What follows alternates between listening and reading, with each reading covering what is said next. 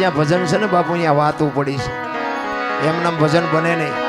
અને જો એમનામ બનતું હોત તો અત્યારે વિજ્ઞાનનો યુગ છે. એક ભજન બનાવીને બજારમાં મૂકો જો હાલે તો ન હાલે. આ દાસી જીવણ ભીમ સાહેબ મળ્યા ને 18માં ગુરુ હતા એના. 17 ગુરુ સુધી નક્કી ન થયું. આપણે એક ગુરુના ઠેકાણા નથી. શું આપણે લઈ શકવાના?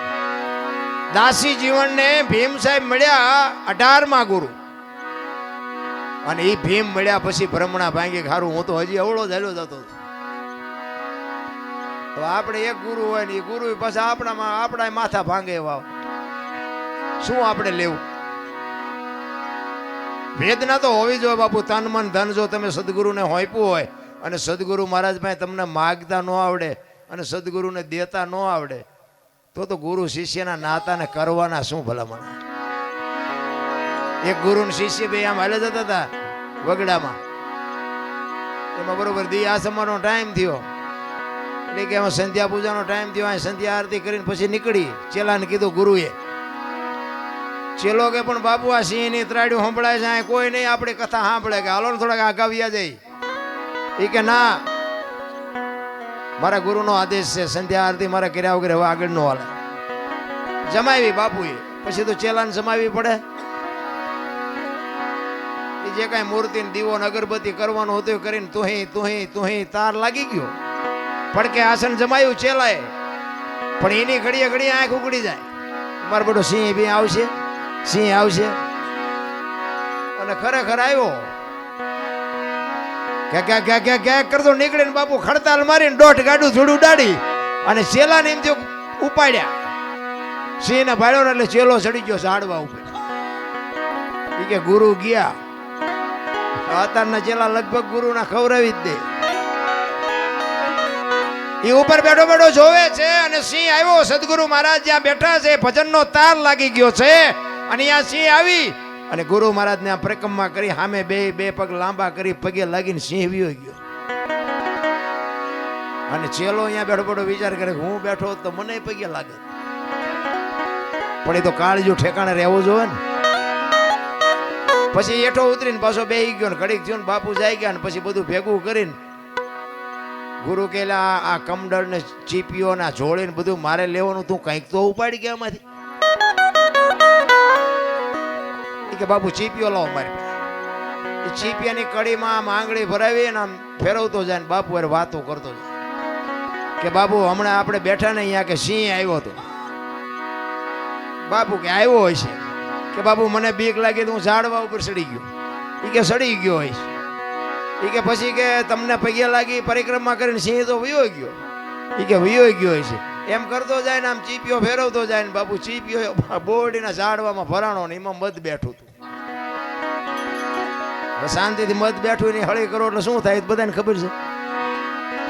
એ બાપુ ખારું થઈને ઉડ્યો ને બાપુ બેન સોંટ્યું અને એ તમે જુઓ તો આમ કરતા બે ખેતરવા જ્યાં રાતા સોળ કરી મૂક્યા. ઓલાને કાંટા કાઢે ને ઓલાને કાંટા કાઢે ને પછી ઓલો ચેલાએ કીધું બાપુને કે બાપુ એક વાત કહું કે હું કે ઓલા પણ સિંહ આવ્યો તો તમે હલ્યા નહીં આવડી માઇખુમાં ઠેકડા મારવા માંડ્યા. અને પછી ગુરુએ જે જવાબ આપ્યો ને એ કે સિંહ આવ્યો ને મારી પાસે તારે મારી હારે અખિલ બ્રહ્માંડનો માલિક હતો અને આ માઇખું આવીને કપાતર તું છો મારી હારે, મારે ઠેકડા જ મારવા પડે ને. હવે આ ચેલા ના ગુરુની શું આપણે વાત કરી. 750 સેવક દેવાયત પંડિત એક દેવલ દેને ગોતવા જાય, મજવડીના ઢાળે પૂગે અને બાપુ રથનો ધરો ભાંગ્યો.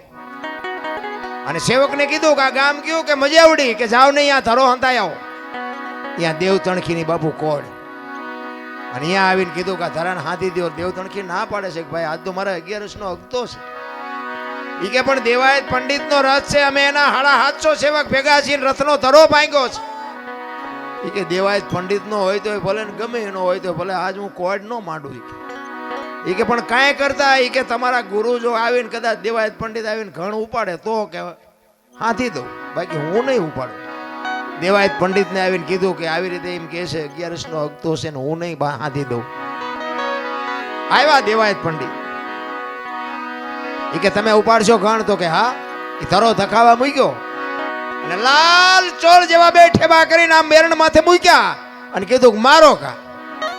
એક ઘા માર્યો ને એરણ વહી ગઈ પતાળમાં અને પગ લાંબો કરીને ઘૂંટી માથે બે ઠેબા રાખીને દેવતણકે કીધું કે મારો મારો મારો.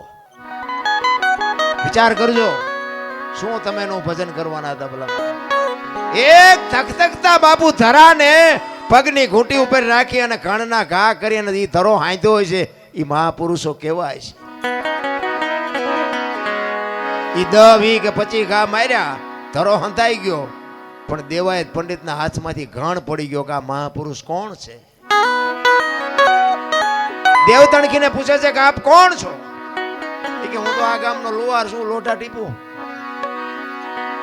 કે હું દેવાયત પંડિત તમારી સામે ઉભો છું. આ ઘૂંટી ઉપર રાખીને ધરો તમે હાંધ્યો. તમે લુહાર નહીં પણ કાંઈક તમે ઊંચી મૂર્તિ છો. પછી દેવતણકી કે ઈ જે હોય પણ તમે કિન પા જાઓ છો? ઈ કે દેવલ દેન ગોતવા. કે સરનામું છે? ઈ કે સરનામું નથી. તો કે ક્યાં ગોતવા જાય છે? વિચાર તો કરો. દેવાયત પંડિતને પરસ્યો વાળી દીધો. આજની વાતું તેદી એને કરી. ધરતી ઉપર હેમર હાલશે, હુના નગરની મોજા લક્ષ્મી લૂંટાય, લોકો તણી નહીં થાય રાડ ફરિયાદ. બાપુ કાંઈક વાતું કરી. બાપનું કીધું બેટા નહીં કરે, ઘરે ઘરે લાજુ નહીં કાઢે, કાંઈક બાપુ દીકરાનું કીધું કઈ બાપ નહીં કરે, બાપનું કીધું દીકરી નહીં કરે, ફેશન ને બેસન ને પાણી પડી કે પાણી વેસાય ને કાંઈક દેવાયત પંડિતે વાત કરી. આજની હજારો વર્ષ પહેલા ઈ દેવાયત પંડિત ને દેવતણખીએ પરસ્યો વાળી દીધો. તો દેવતણખી કેવો હશે? ઈ કે દેવલ દેને તમે લઈ આવ્યા ત્યારે તમે કાંઈ કીધું તું? તો કે હા. કે હું કીધું તું? ઈ કે શંકા નહીં જાય, શંકા જ્યાં સુધી નહીં જાય ત્યાં સુધી હું તમારી રહીશ, અને શંકા જાય તેથી હું તમારી નહીં હોય. તો કે શંકા ગઈ હતી? તો કે હા. તો કે હવે હું ગોતવા નીકળ્યા છો? અરે મારા રામ દેવાયત પંડિત બાપુ ધ્રુજી ગયો કરે આ મહાપુરુષ. અને દેવતણખીના ઘરેથી બાપુ દેવલદેને બહાર કાઢ્યા. તો કયો પુરુષ છે? શું આપણે વાત કરી ભલામણા ભજનની? ભજન તો ઉગે પણ વાવતા નથી આવડતું. ખારા પાટમાં વાવો તો બાપુ ગાંડા બાવળિયા ન ઉગે.